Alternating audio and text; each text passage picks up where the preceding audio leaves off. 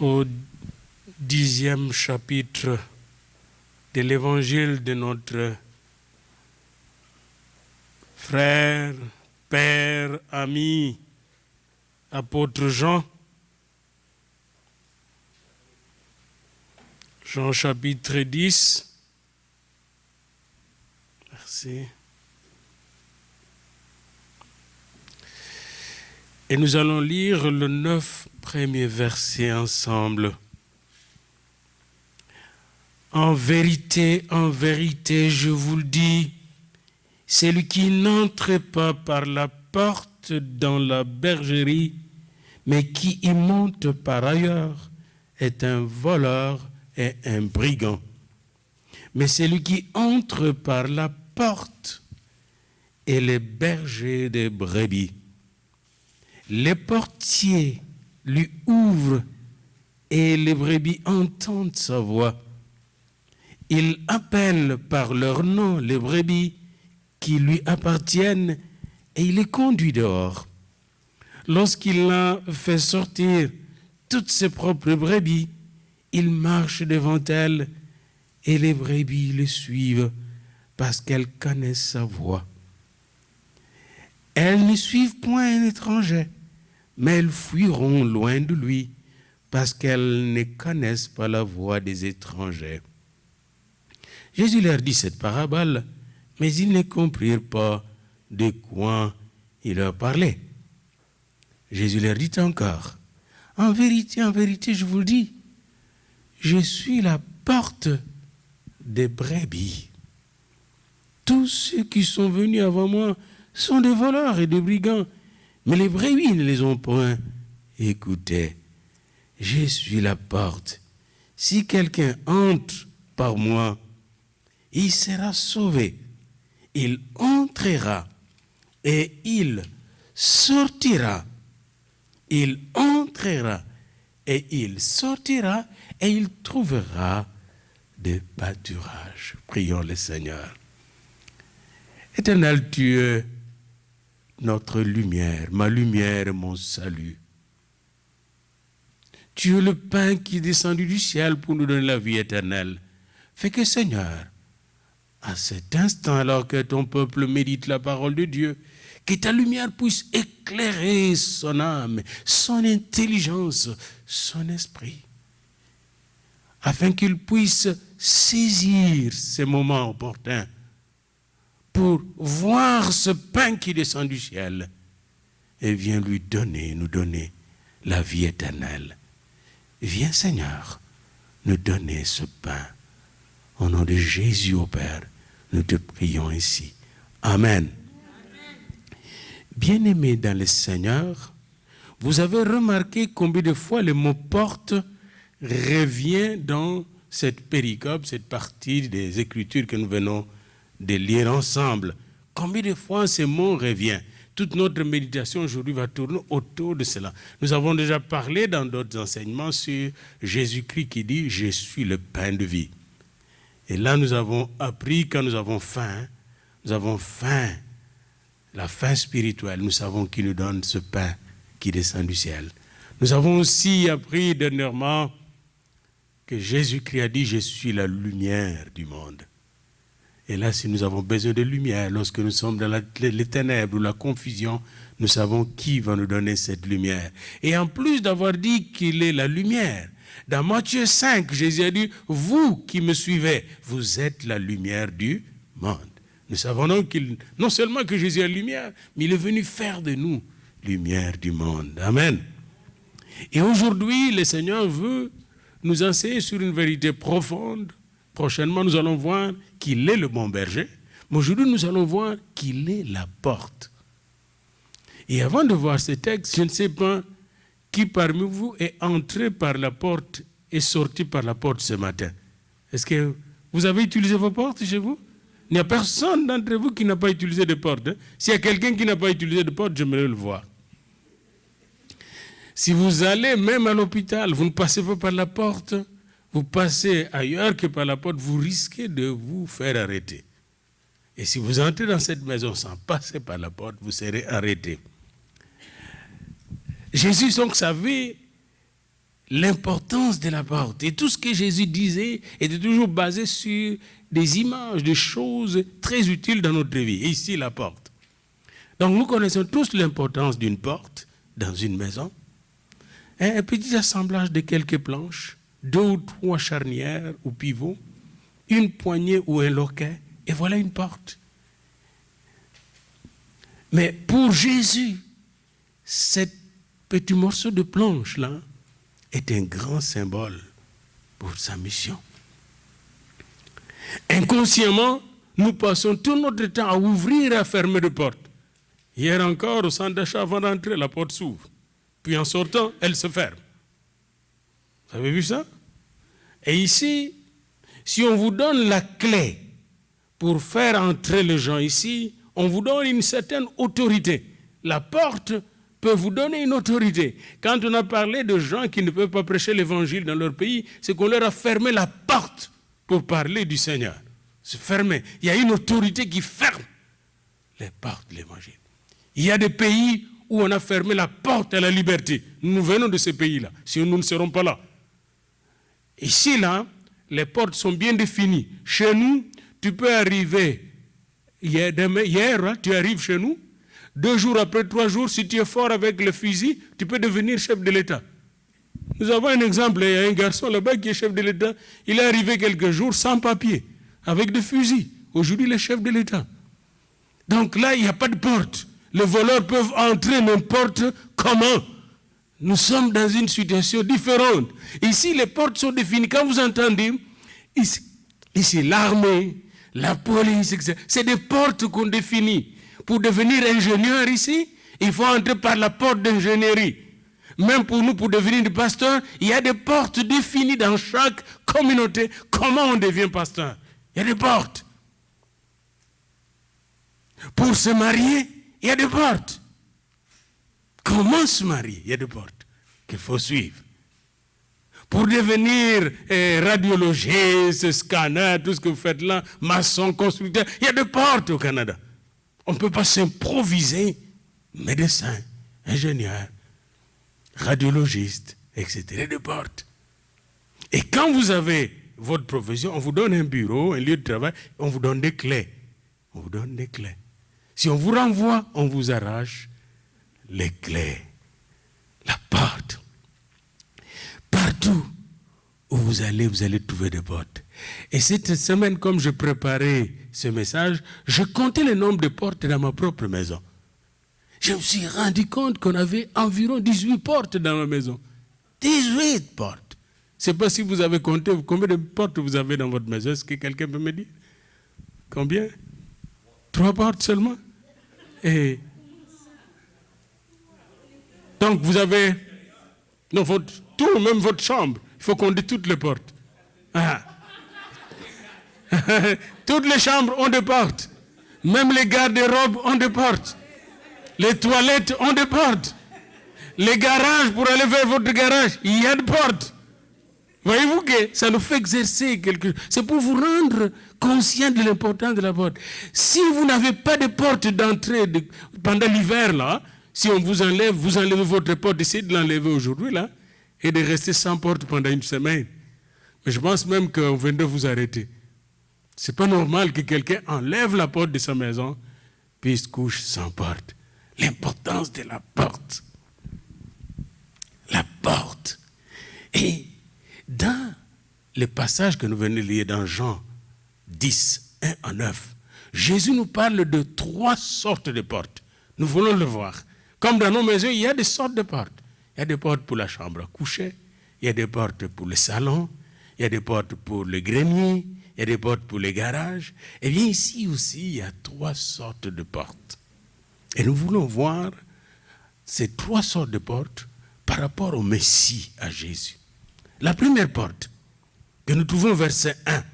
En vérité, je vous le dis, celui qui n'entre pas par la porte dans la bergerie, mais qui monte par ailleurs est un voleur. Ça, c'est ce qu'on appelle la porte de la bergerie. Eh bien, laissez-moi vous dire, chaque État, chaque nation est comme une bergerie. Et ici, Israël était comme une bergerie. Chaque nation est une bergerie avec des portes. C'est pourquoi vous voyez l'armée, la police, etc., la police de frontières pour surveiller des portes. La nation d'Israël, créée par Dieu lui-même, avait des portes bien définies. Et l'une de ces portes s'appelle le prophétie, la parole de Dieu. Chez un juif, quand vous arrivez chez un juif, même maintenant, si vous n'allez pas avec la Torah, la parole de Dieu, le juif ne vous suit pas. Même ce qu'il mange est défini dans la Torah. Ce qu'il boit est défini dans la Torah. Comment il se couche, c'est défini dans la Torah. Comment prier, tout est défini. Comme un peu aussi, la même chose pour les musulmans. Tout est défini dans leur Coran. C'est ce qu'on appelle la porte. Et Jésus dit, quand Jésus dit, en vérité, je vous dis, celui qui n'entre pas par la porte dans la bergerie, il voulait dire ceci, que celui qui entre en Israël, sans passer par la porte de la parole de Dieu, la parole prophétique, c'est un brigand, un voleur. Et il y en avait beaucoup, entre autres les pharisiens et les scribes. Jésus est entré par la porte, et j'aimerais vous donner toutes ces portes-là qui font la porte d'entrée de Jésus. Premièrement, vous avez dans Genèse 3, verset 15, il a été annoncé que la sémence de la femme viendra écraser la sémence du serpent. Ça, c'est la première porte de la prophétie. Une deuxième porte que je trouvais dans Deutéronome 18, Jésus est annoncé par Moïse qu'il viendra, n'est-ce pas, un prophète qui sera comme moi. Et lui va vous annoncer, n'est-ce pas, la parole du Seigneur. Allez, venez avec moi dans Deutéronome au chapitre 18, s'il vous plaît. Et nous allons voir cette belle prophétie au chapitre 18. Et il dit, verset 15, « L'Éternel, ton Dieu, te suscitera du milieu de toi, d'entre tes frères, un prophète comme moi. Vous l'écouterez. » Verset 18, « Je leur susciterai du milieu de leurs frères un prophète comme toi. » Et Jésus est venu comme le prophète annoncé par Moïse. Quand vous allez dans Ésaïe, au chapitre 9, Ésaïe, chapitre 9, vous allez voir une grande prophétie sur Jésus-Christ. Ésaïe 9, et ça commence déjà au chapitre 8, 23. Dans Ésaïe 9, il est dit, « Le peuple qui marchait dans le ténèbre voit une grande lumière, et sur ceux qui habitaient le pays de l'ombre de la mort, une lumière resplendit. » Et vous continuez dans la suite, verset 5, Ésaïe 9, « Car un enfant nous est né, un fils nous est donné, et la domination reposera sur son épaule. On l'appellera admirable, conseiller, Dieu puissant, Père éternel, prince de la paix. » Cette prophétie concerne Jésus. Jésus est entré par la porte de la prophétie. Et quand vous allez dans Ésaïe 11, dans Ésaïe 11, là vous entendrez verset 1 jusqu'au verset 6, vous entendrez une prophétie annoncée pour sa seconde venue, quand il viendra pour le millénium. Ça, c'est une autre porte encore.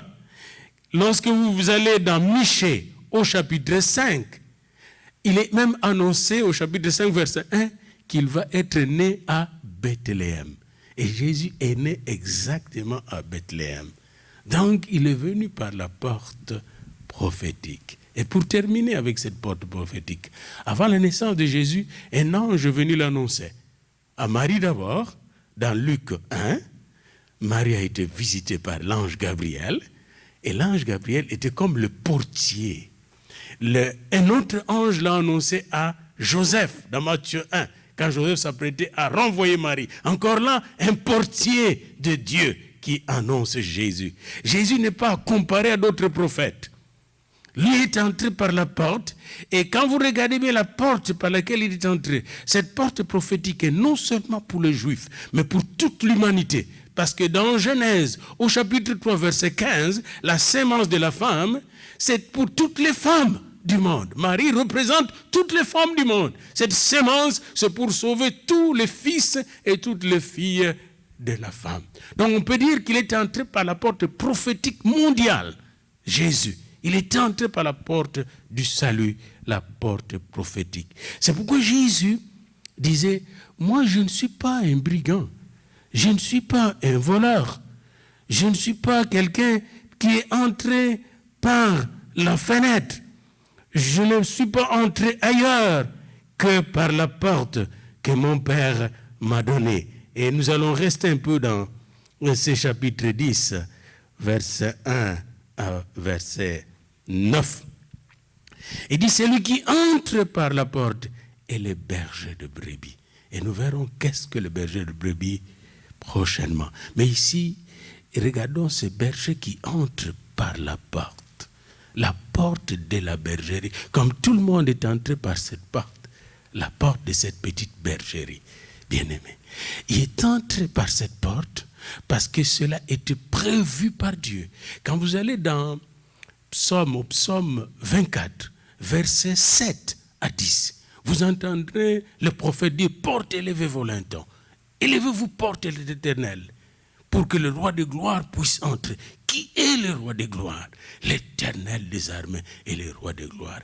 Tous les interprètes de la parole de Dieu savent que le roi de gloire qui est entré à Jérusalem est exactement celui qui a été prophétisé dans le psaume 24, versets 7 à 10. Le roi de gloire est entré pour nous amener la gloire dans la maison. Donc, Jésus est entré par la porte qu'on appelle en grec Toura, et il était annoncé dans cette bergerie. Pour son entrée, il était annoncé par l'ange Gabriel et aussi plusieurs autres anges, et particulièrement aussi par Jean-Baptiste, qui l'a annoncé, sans compter Nicodème et Anne devant les temples, qui ont été aussi comme ce qu'on appelle de touroros. Touroros, ça veut dire portier, veilleur, gardien. Quand vous venez ici, il y a une petite fille qui surveille cette maison. Vous ne pouvez pas entrer sans cette fille. Et quand l'heure va arriver pour sortir de cette maison, elle va nous faire sortir. C'est une petite, mais elle a l'autorité de nous faire sortir. C'est la portière. C'est elle qui a l'autorité. Elle nous dépasse tous par rapport à la loi, à la législation, à la gestion de cette maison. Elle a une grande autorité. Quand vous connaissez la porte et quand vous pouvez ouvrir et fermer la porte, vous avez une grande autorité. Je vous démontrerai à la fin comment le Seigneur nous a donné les clés pour la porte du royaume. Si nous connaissions seulement que nous avons une autorité qui vient du Seigneur, combien de personnes seraient libérées par nos prières, nos témoignages et nos paroles. Deuxième porte, au chapitre 10, verset 7, Jésus déclare, « Je suis la porte de brebis ». Non seulement qu'il est entré par la porte, mais Jésus dit qu'il est la porte de brebis. Ça veut dire quoi? Quand Jésus est venu, beaucoup de brebis étaient enfermées. Et moi, j'aime toujours lire l'histoire. Je lis beaucoup, je dévore beaucoup l'histoire. Je lis l'histoire de beaucoup de peuples asiatiques, nos propres peuples. Comment ils étaient religieusement enfermés. Presque tous nos chefs, même en Asie, étaient des chefs religieux. Et la plupart d'entre eux étaient des tyrans. La même chose pour les Juifs. Quand Jésus est venu, les pharisiens, les sadducéens étaient des tyrans. Et vous savez, il n'y a pas longtemps chez nous, là, il y a eu un changement au Burkina. Hein? Mais dès que j'ai vu qu'on partait voir le chef Mossi, là, on appelle le chef Mossi, je dis, oh, ça commence à sentir un peu. Parce que les chefs traditionnels, avec leurs fétiches et tout ça, gardent les gens dans la noirceur. La même chose chez les Juifs. Il n'y a pas une différence. Les pharisiens allaient dans Matthieu 23. Leur travail était de garder des gens prisonniers au nom de la religion, aliénés. Et ils les exploitaient et les pillaient. Ils ont même inventé une monnaie au temple. Quand il y a le fête au temple, les gens vont venir avec l'argent romain, ils vont vendre cet argent, ils vont acheter l'argent du temple plus cher avant d'acheter les sacrifices. C'était des gens assez rusés. Alors Jésus est entré dans la bergerie Mais cette bergerie était déjà occupée. Et il y a beaucoup de proverbes, de paraboles de Jésus là-dessus. Occupée par des autorités qui écrasaient, qui étouffaient, qui empêchaient les gens d'être libres, qui les rendaient même malades, qui les blessaient, les gardaient comme ça. Je vois encore Jésus quand il est allé dans une synagogue à Nazareth. Il était dans une synagogue, puis il y avait quelqu'un qui avait la main paralysée depuis des années. Puis un autre, il l'a rencontré avec une bosse depuis des années. Et l'esprit était là. Personne ne pouvait le libérer. Mais quand Jésus entre dans la bergerie, les choses changent. Alléluia. Jésus entre dans la bergerie. Et quand il est entré dans la bergerie, il dit, je suis la porte des brebis. Ça veut dire quoi? Ça veut dire que toutes les brebis qui étaient enfermées, enchaînées, dans cette forteresse de la religion juive, de la loi mal interprétée, mal appliquée, étaient libérés dès que Jésus est entré dans la bergerie. Ils ont vu une porte, la porte de Jésus. Je suis la porte de brebis. Il était la porte pour tous les malades. Il était la porte pour tous les aliénés. Il était la porte pour tous les déprimés. Il était la porte pour tous les blessés. Jésus était la porte pour les esclaves. Jésus était la porte pour les riches qui étaient esclaves de leur richesse. Jésus est la porte de la bergerie. Mais bien aimé, quand je méditais ça, je dis, waouh, il est la porte de tous ceux qui sont tyrannisés. J'ai beaucoup aimé d'apprendre qu'au Burkina, avant la libération, les gens priaient. Ils ont prié. Ce qui est arrivé là, ce n'est pas des militaires qui ont fait arriver ces choses-là, libérer ces peuples qui étaient écrasés pendant 27 ans. C'est la prière. Alléluia. Et si nous prions même pour Ebola, si nous prions sérieusement pour Ebola, en Guinée, en Sierra Leone, en Libéria, que je visitais d'ailleurs, un beau pays qui a été d'abord détruit par la guerre, détruit par la haine, détruit par la dictature et la tyrannie. Et aujourd'hui encore, l'Ebola qui se bat là.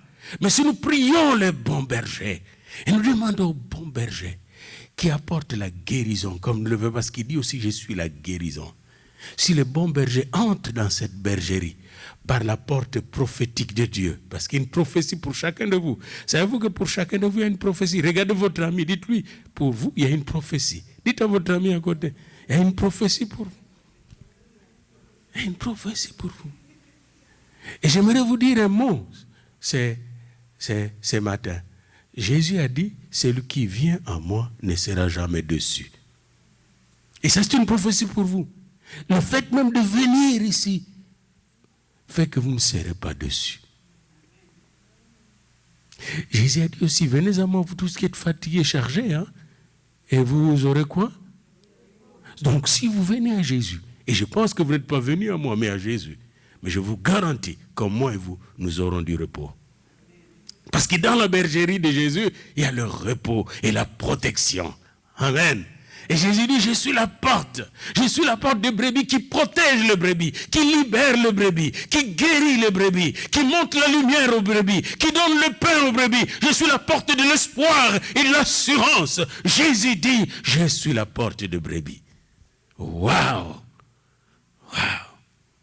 Jésus est la porte qui va libérer les islamistes de leur ghetto de haine, où on les manipule, on les transforme en bombes terroristes. Jésus va libérer les protestants de leur prison, des doctrines qui les divisent les uns les autres et font qu'ils puissent retarder l'évangélisation du monde. Jésus va libérer les chrétiens de la tiédeur dans laquelle ils sont. On les met en feu pour l'évangile est rempli du Saint-Esprit. Je suis la porte de brebis. Oui, Jésus est aussi la porte pour ceux qui tournent en rond et ne savent pas que faire de leur vie. Ah, je tourne en rond. Je ne vois pas que faire de ma vie. Jésus est la porte qui va vous faire sortir de là. Vous n'avez pas jamais entendu des gens qui disent ah, j'ai trouvé une porte de sortie dans ma situation. Voyez-vous, j'ai trouvé une porte de sortie dans ma situation. Bien-aimé, Jésus est la porte de la bergerie. Amen. Autrement dit, personne ne peut plus vous enfermer dans la misère. Personne ne peut plus vous enfermer dans la tristesse. Personne ne peut plus vous enfermer dans la maladie. Personne ne peut plus vous enfermer dans le désespoir, parce que Jésus est la porte de toutes les brebis qui étaient dans le désespoir. Waouh! Si j'étais vous, j'allais sauter de joie et louer le Seigneur. Jésus est la porte des brebis. Je me rappelle de quelqu'un qui était un Américain, membre de Ku Klux Klan. Et lui, là, c'était le white supremacy. Puis chaque fois qu'il voyait le noir ou quoi, n'importe quelle race, il a fait des coups. Mais un jour, il était surpris par Jésus, en rêve. Il s'est réveillé, Jésus lui a démontré, comme il a fait pour Pierre, pour Paul plutôt. Pourquoi tu me persécutes? Parce qu'il vient de persécuter des mamans noires chrétiennes qui chantaient tout ça. Et il s'est donné au Seigneur. Et jusqu'aujourd'hui, les vieux, ils ne fréquentent aucune autre église que l'église des Noirs. Et pour pousser les choses à l'extrême, il s'est marié avec une femme noire. Et il a dit, je suis devenu plus noir que le noir. Jésus est la porte de sortie de Ku Klux Klan. Il est la porte de sortie bien-aimée. Il est celui qui nous change, qui nous donne un cœur nouveau et un esprit nouveau. Alors, ma question aujourd'hui, êtes-vous enfermé dans quelque chose qui vous rend malade, mal à l'aise, triste, frustré, étouffé? Êtes-vous enfermé dans une prison comme cette personne qui était enfermée dans une prison de maladie pendant 38 ans? Vous connaissez encore la femme qui avait l'écoulement de sang pendant autant d'années, bien-aimé. Êtes-vous enfermé dans le désespoir? Jésus est la porte de la bergerie. Amen. Autrement dit, Jésus est déjà là où vous êtes enfermés. Il est déjà là. Et il est là pour vous. Il est là spécialement pour vous. Amen. Oh, waouh, si on le savait. La femme samaritaine a réalisé finalement que Jésus est venu dans le monde pour elle. Elle a fait sortir la femme qu'on allait lapider dans Jean 8. Elle savait que Jésus était là pour elle. Bien-aimé, Jésus est là pour vous. Dites à votre ami à côté, Jésus est là pour vous. Troisièmement, dans Jean 10 au verset 9, il est dit, bien-aimé, intéressante déclaration dans Jean 10, verset 9, je suis la porte. Si quelqu'un entre par moi, il sera sauvé. Il entrera et il sortira et il trouvera de pâturage. 1. Jésus est entré par la porte de la bergerie. 2. Jésus est la porte des brebis qui souffrent, des brebis qui sont gardées prisonnières. Mais aussi Jésus est la porte du salut. Il est la porte du salut. On va voir ça. Il dit, je suis la porte. Point. Si quelqu'un entre par moi, autrement dit, on peut entrer par Jésus. Son corps est transparent. Alléluia. On peut entrer par Jésus. Et quand on entre par Jésus, qu'est-ce qu'on voit? Apocalypse de Jean, chapitre 4. Vous voyez le trône de Dieu. Quand vous entrez par Jésus, vous voyez le trône de Dieu. Avez-vous déjà vu le trône de Dieu? Savez-vous que tout ce que nous vivons ici vient du trône de Dieu? Savez-vous que la terre vient du trône de Dieu? Toutes les planètes viennent de la parole de Dieu. Savez-vous que votre petite vie vient du trône de Dieu? Que c'est lui qui décide de votre heure de départ de cette terre? Le trône de Dieu. Regardez, quand vous aurez le temps chez vous, vous rentrez chez vous, ouvrez Apocalypse 4. Vous allez voir ce trône. Autour de ce trône, il y a 4 êtres vivants, puissants, 24 vieillards, dans la gloire de Dieu, des myriades et des myriades d'anges. Et dans Apocalypse 5, il est dit, l'agneau immolé est là à côté de ce trône. Il est là pourquoi? Pour vous et moi. Alléluia. Quand vous entrez par lui, vous vous trouvez devant le trône. Pourquoi vous devez vous trouver devant le trône et adorer et recevoir? Parce que c'est ce trône qui vous bénit. C'est ce trône qui vous illumine. C'est ce trône qui vous donne la paix. Celui qui est sur ce trône est votre créateur. C'est le seul qui connaît votre valeur. Amen. C'est le seul qui connaît votre valeur. Il n'y a qu'un seul qui connaît ma valeur. Ce n'est pas un homme. C'est Dieu lui-même. Amen. C'est pourquoi il nous a tant aimés et il nous a donné son Fils unique. Dieu connaît votre valeur. Dieu vous a envoyé en mission sur cette terre. Vous savez ça? Vous n'êtes pas ici pour rien. Chacun de nous a été envoyé en mission sur la terre. Nous devons découvrir cela en allant vers lui, par Jésus-Christ. Dites à votre ami à côté, Dieu vous aime et vous a donné une mission sur la terre. Connaissez-vous votre mission sur la terre? Bien-aimé dans le Seigneur, je suis la porte. Si quelqu'un entre par moi, pas par un autre, si quelqu'un entre par moi, dit Jésus, il sera sauvé. Sauvé de péché, sauvé de toute condamnation, sauvé de toute malédiction, sauvé de toute maladie. Alléluia! Oh, il sera sauvé. Sauvé de toutes les chaînes de l'ennemi. Bien-aimé dans le Seigneur. Il y avait un homme qui aimait le travail. Il aimait tellement le travail qu'il a oublié qu'il avait une femme. Puis un jour, sa femme est tombée malade. Mais lui aimait tellement le travail, il dit, chérie, je m'en vais travailler. Puis il retourne à la maison. Et lui, la femme était morte. Et quand la femme était morte, il a laissé tomber tout le travail. Il ne voulait plus travailler, il a déprimé. On a enterré la femme. Les amis sont venus le consoler. Parce qu'ils voyaient vraiment qu'il était misérable. Et là, cet homme, dans cette misère, est monté dans sa chambre à coucher, pendant que les amis étaient au salon. Il est allé ouvrir l'agenda, les carnets secrets de sa femme. Et là, il a commencé à lire les choses que sa femme écrivait. Et là, il arrive à la dernière page. Sa femme avait écrit, « Chérie, combien je t'aime. J'aurais voulu être avec toi pendant ces temps. Mais même quand tu n'es pas là, je t'aime. Et je prie pour que tu viennes un jour au Seigneur. Et quand tu seras avec lui, tu viendras un jour me rejoindre là où je vais. » C'était sa dernière parole dans son carnet. Puis quand le type a lu ça, il est descendu en bas.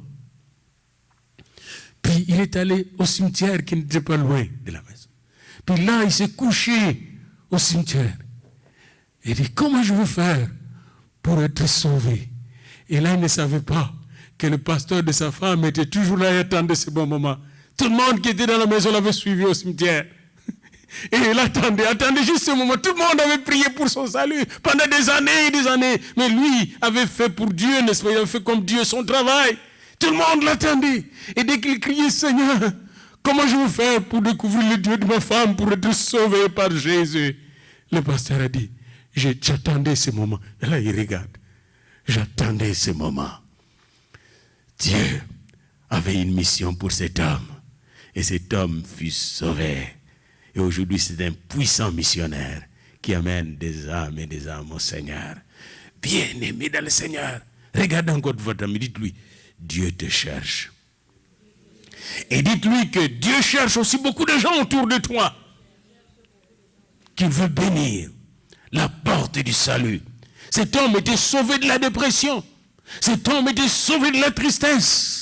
À partir de ce jour, il était baptisé d'eau et du Saint-Esprit. Il n'était plus le même. Il était plein de joie. Il encourageait les gens. Cet homme aujourd'hui, quand il parle du mariage, mais tu vas voir comment il encourage les maris d'aimer leur femme et de rester avec leur femme le plus longtemps possible. C'est devenu un prophète de mariage.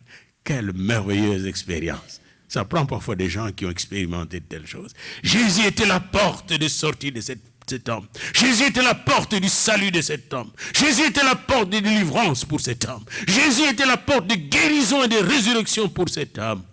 Bien-aimé dans le Seigneur, s'il était pour cet homme, il est aussi pour toi et moi. Amen. Jésus est la porte du salut. Lèvons-nous pour prier le Seigneur. Alléluia. Gloire Vous savez, le chant qui me vient ce matin et par lequel nous voulons terminer dans la prière, c'est « J'ai soif de ta présence, divin chef de ma foi, dans ma faiblesse immense, que ferais-je sans toi, la porte du salut ?» Chaque jour, à chaque heure, où j'ai besoin de toi, viens Jésus.